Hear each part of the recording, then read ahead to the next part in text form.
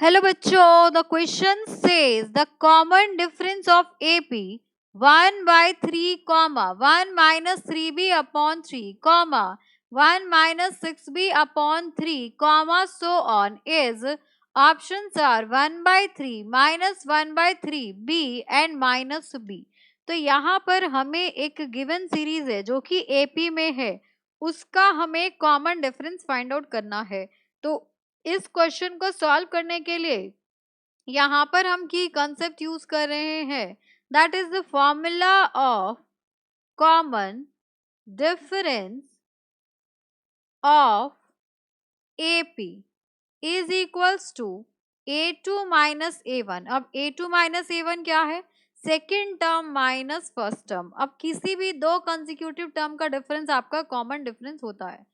तो यहाँ से जो सीरीज गिवन है आपको AP की, वो सीरीज है 1/3 comma 1 minus 3B upon 3 comma 1 minus 6B upon 3 comma and so on.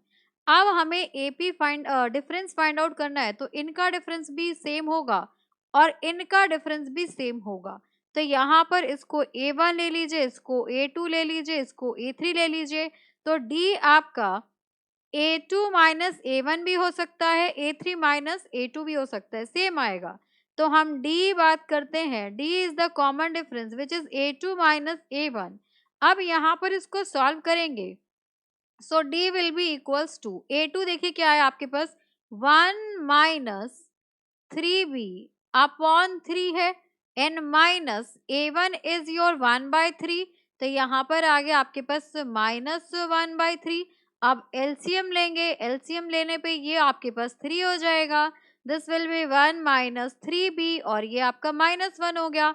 अब यहाँ पर आप नोटिस करेंगे तो ये +1 है, ये -1 है, ये आपका कैंसिल आउट हो गया। So D will be equals to -3B upon 3। यहाँ पर 3 से 3 कैंसल आउट हो गया, so D will be equals to minus of B। तो कॉमन डिफरेंस यहाँ पर आ गया आपके पास -B। तो -B आपका ऑप्शन नंबर D है। तो इस क्वेश्चन के लिए आपका फाइनल आंसर होगा option number D, that is -B। Hope you understood it very well. Thank you so much. Best of luck.